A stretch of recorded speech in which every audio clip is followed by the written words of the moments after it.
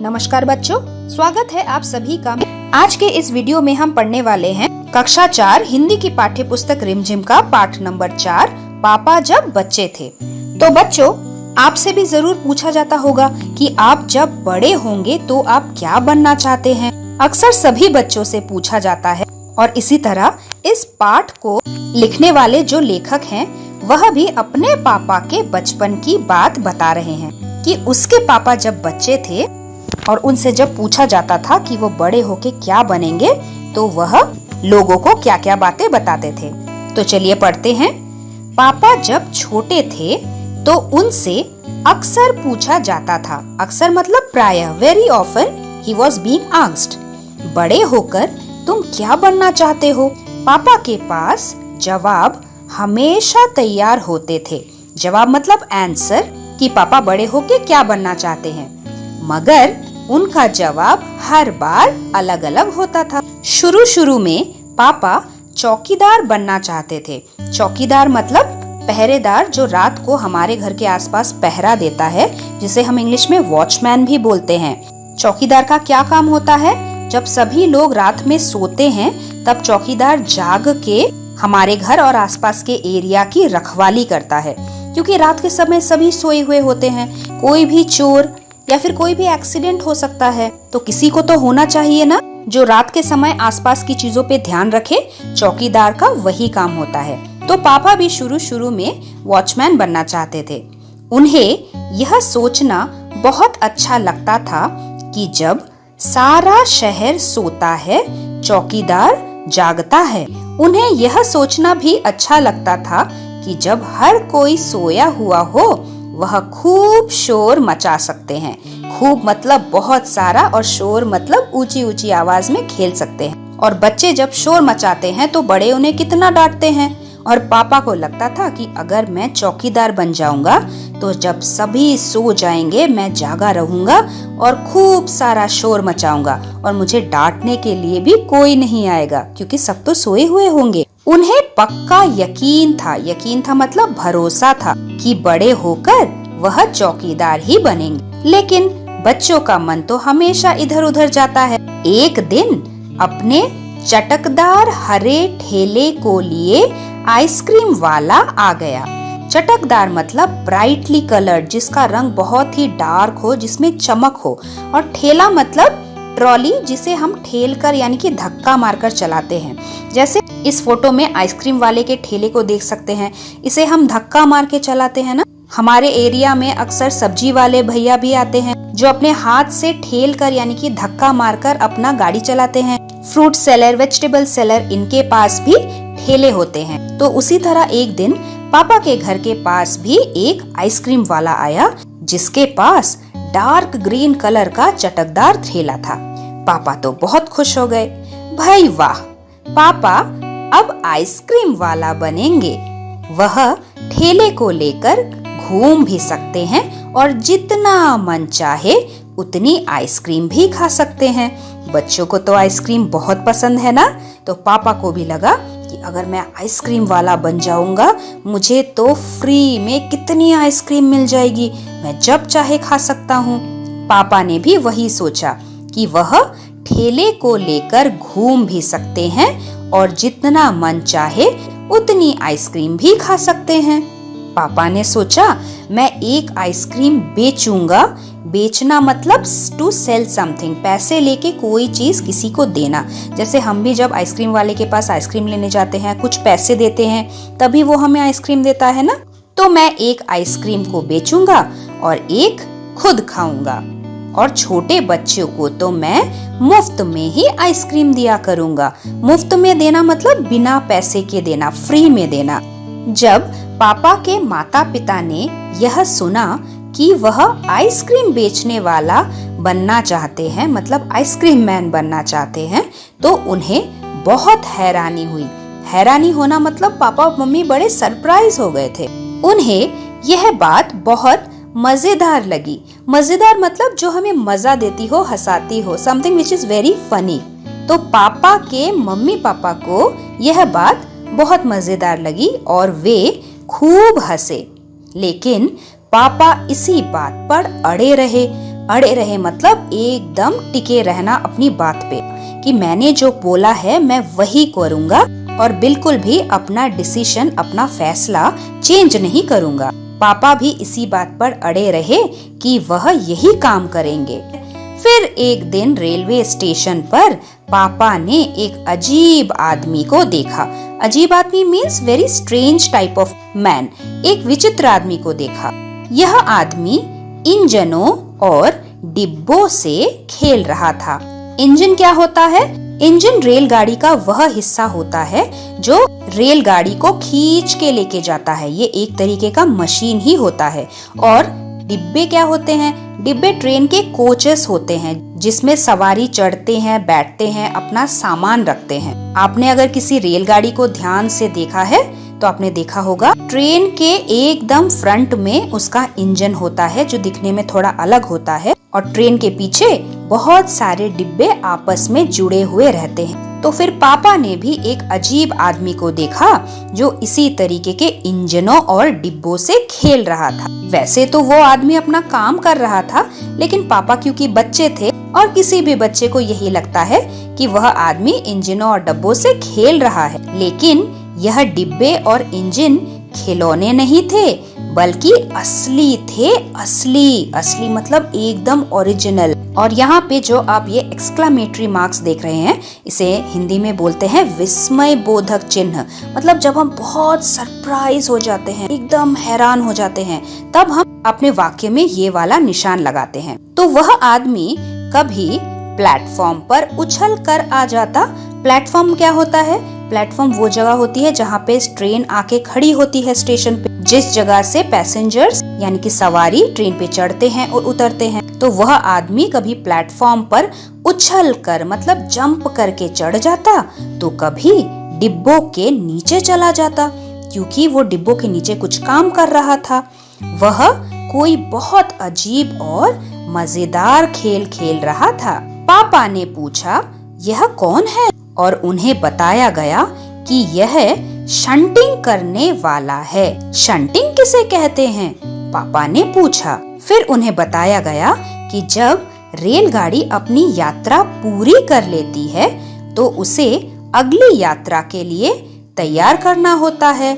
रेलगाड़ी की साफ सफाई की जाती है, इंजन को घुमाकर ईंधन पानी भरा जाता है, इसे शंटिंग कहते हैं। तो रेलगाड़ी जब यात्रा पूरी करके अपने लास्ट डेस्टिनेशन, अपने लास्ट प्लेटफॉर्म पे पहुंच जाती है तो वहाँ पे दो काम होते हैं। एक तो पीछे के डब्बों की साफ सफाई की जाती है, क्योंकि उस रेलगाड़ी पे सवारी उठते हैं, बैठते हैं, सोते हैं, खाना खाते हैं, टॉयलेट्स यूज करते हैं। तो उस रेलगाड़ी को दूसरी यात्रा के लिए रेडी करने के लिए उसकी साफ सफाई करना बहुत जरूरी है। दूसरा काम ये है कि सामने जो इंजन लगा हुआ होता है, इंजन तो आके यहाँ पे रुक गया, स्टॉप हो गया, तो ये ट्रेन जब दूसरी यात्रा करेगी तो ऐसे उल्टे उल्टे थोड़ी जाएगी। इस इंजन को यहाँ से निकाल के घुमा के फिर से ट्रेन के पीछे की तरफ लगाना होता है, तभी तो ये रेलगाड़ी वापस दूसरी यात्रा के लिए जा पाएगी। और इंजन को उसके डब्बों के साथ जोड़ने के लिए और खोलने के लिए कुछ लोगों की जरूरत पड़ती है, और जो लोग ये काम करते हैं उन्हें हम कहते हैं शंटिंग करने वाले अंकल। जैसे कि आप इस फोटो में देख रहे हैं, ये अंकल इंजन को उसके डिब्बों के साथ जोड़ रहे हैं। शंटिंग का काम कैसे किया जाता है, इसके ऊपर एक छोटा सा वीडियो आप YouTube में देख सकते हैं, जिसका लिंक मैंने यहाँ पे दे दिया है। तो पापा को शंटिंग करने का यही काम बहुत ही पसंद आ गया था। यहाँ पे एक और शब्द का इस्तेमाल हुआ है, इंजन को घुमाकर ईंधन पानी भरा जाता है। ईंधन क्या होता है? ईंधन मतलब वह तेल जिससे रेलगाड़ी चलती है, और ट्रेन डीजल से चलता है। जैसे हमारे स्कूटर में, हमारी कार में पेट्रोल भरा जाता है, वह एक तरीके का तेल होता है। वैसे ही ट्रेन में भी डीजल भरा जाता है, उसी डीजल को हम कहते हैं ईंधन। बस पापा को पता चल गया कि वह क्या बनेंगे। वह तो रेलगाड़ी के डिब्बों की शंटिंग करेंगे। इससे भी ज्यादा मजेदार और क्या हो सकता है? जाहिर है, मतलब ये तो स्पष्ट है, दिस इज प्रूफ कि कुछ भी नहीं। जब पापा ने कहा कि वह शंटिंग करने वाला बनेंगे तो किसी ने उनसे पूछा, मगर तुम तो कहते थे कि तुम आइसक्रीम बेचने का काम करोगे।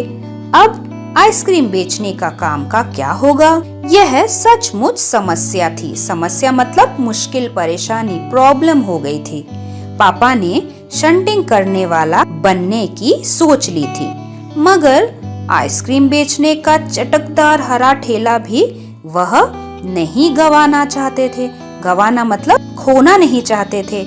आखिर उन्होंने रास्ता निकाल ही लिया। रास्ता निकाल लेना मतलब आइडिया सोच लेना, कोई उपाय सोच लेना। पापा ने जवाब दिया, मैं शंटिंग करने वाला और आइसक्रीम बेचने वाला दोनों बनूंगा। सबको बहुत अचंभा हुआ। अचंभा मतलब आश्चर्य हुआ। उन्होंने पूछा, तुम दोनों काम एक साथ कैसे करोगे? पापा ने कहा, इसमें क्या मुश्किल है? आइसक्रीम मैं सुबह बेचूंगा, कुछ देर आइसक्रीम बेचने के बाद मैं स्टेशन चला जाया करूंगा। वहाँ मैं कुछ डिब्बों की शंटिंग करूंगा और फिर जाकर कुछ आइसक्रीम और बेच आऊंगा। इसके बाद मैं फिर स्टेशन चला जाऊंगा, कुछ डिब्बों की शंटिंग कर लूंगा। इसके बाद जाकर फिर कुछ आइसक्रीम और बेच लूंगा। इसमें ज्यादा मुश्किल नहीं होगी, क्योंकि अपना ठेला मैं स्टेशन के पास ही खड़ा करूंगा। जैसे स्टेशन के बाहर अपने ऑटो, टैक्सी, बसेस को देखा होगा ना, पार्किंग में खड़े रहते हैं पैसेंजर्स को चढ़ाने के लिए।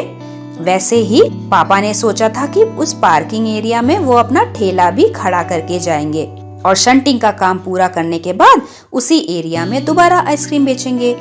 और इसीलिए गाड़ियों के लिए मुझे ज्यादा दूर नहीं जाना पड़ेगा। सब लोग फिर हंस पड़े, क्योंकि सब लोगों को बहुत मजेदार लग रही थी ये बात। पापा गुस्से में आकर बोले, अगर तुम मेरी हंसी उड़ाओगे तो मैं साथ में चौकीदार भी बन जाऊंगा। आखिर रात में करने के लिए होता ही क्या है। सभी कुछ तय हो गया। लेकिन एक दिन पापा को वायुयान चालक बनने की सूझी। वायुयान चालक मतलब पायलट, जो एरोप्लेन चलाते हैं। इसके बाद उन्होंने अभिनेता बनने की सोची। अभिनेता मतलब एक्टर। जो फिल्मों में आप हीरो देखते हो ना, उसी को हिंदी में अभिनेता बोलते हैं। इसके अलावा मतलब अदर देन दैट वह जहाजी भी बनना चाहते थे। जहाजी का मतलब होता है कैप्टन, जो शिप चलाते हैं। तो पापा ने सोचा कि मैं यह भी बन सकता हूँ। कम से कम वह चरवाहा बनकर लाठी हिलाते हुए, गायों के पीछे घूमते हुए अपने दिन बिताना तो चाहते ही थे। चरवाहा मतलब काउहर्ड, जो गायों को चराने लेके जाते हैं, जो गाय की रखवाली करते हैं, उन्हें घास चराने लेके जाते हैं। आपने शायद अपने गांव में देखा होगा ना, उनके हाथ में एक लाठी होती है, ताकि अगर गाय इधर उधर भाग रही है तो सबको एक साथ एक जगह पे रखा जाए।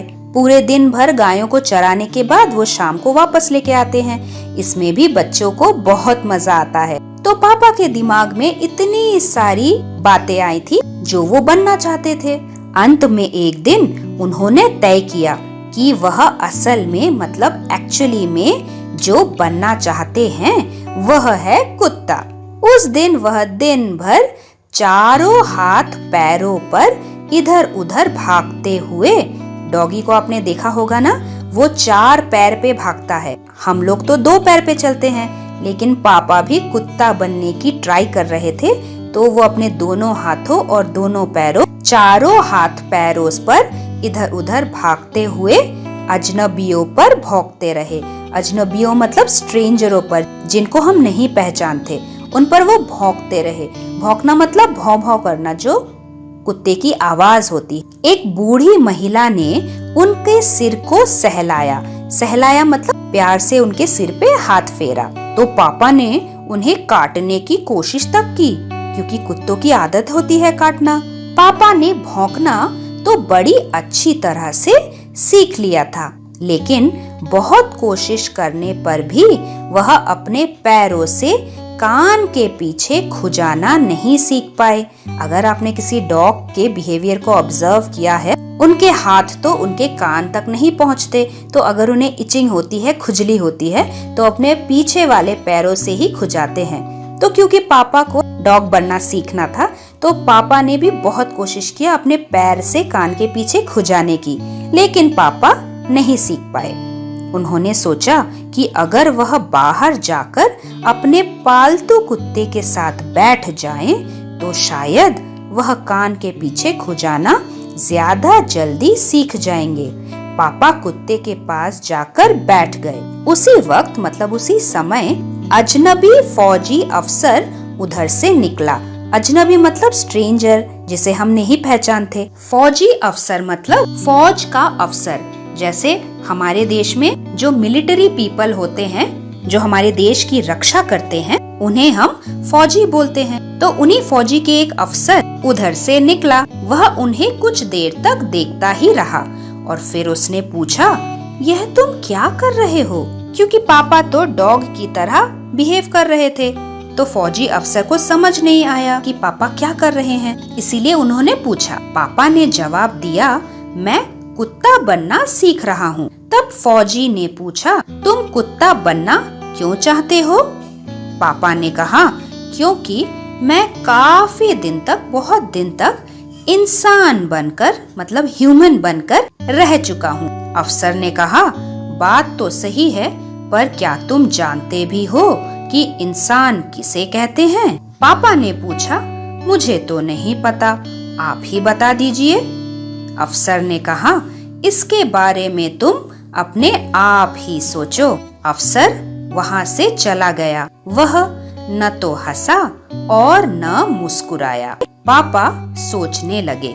वह सोचते ही रहे कि फौजी अफसर ने जो बात कही कि इंसान बनने का मतलब क्या तुम जानते हो, इसका क्या मतलब होता है। और सोच सोच कर पापा को इस बात का अर्थ पता चल ही गया कि इंसान सभी जानवरों से श्रेष्ठ है, क्योंकि इंसान बोल सकता है, इंसान के पास दिमाग होता है जिससे वो अपना और बाकी सबका भला कर सकता है। और इंसान होने का मतलब है अपने इस सोचने समझने के गुण का इस्तेमाल करके वह दुनिया की भलाई के लिए सबकी मदद करे। अफसर ने भी उन्हें कोई बात नहीं समझाई थी, पर अचानक ही ये बात पापा की समझ में आ गई कि वह रोज रोज अपना इरादा नहीं बदल सकते। हमें अपने फैसलों पे, डिसीजंस पे कायम रहना होता है। जिंदगी में कुछ एक ही चीज बनने के लिए मेहनत करनी पड़ती है।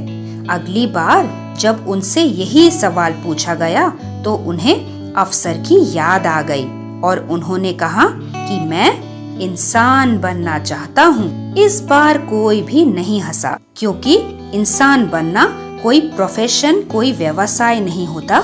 वह अपना मॉरल, अपना बिहेवियर बदलने वाली बात होती है। और इसीलिए सबको अच्छा लगा, कोई भी उन पर नहीं हंसा।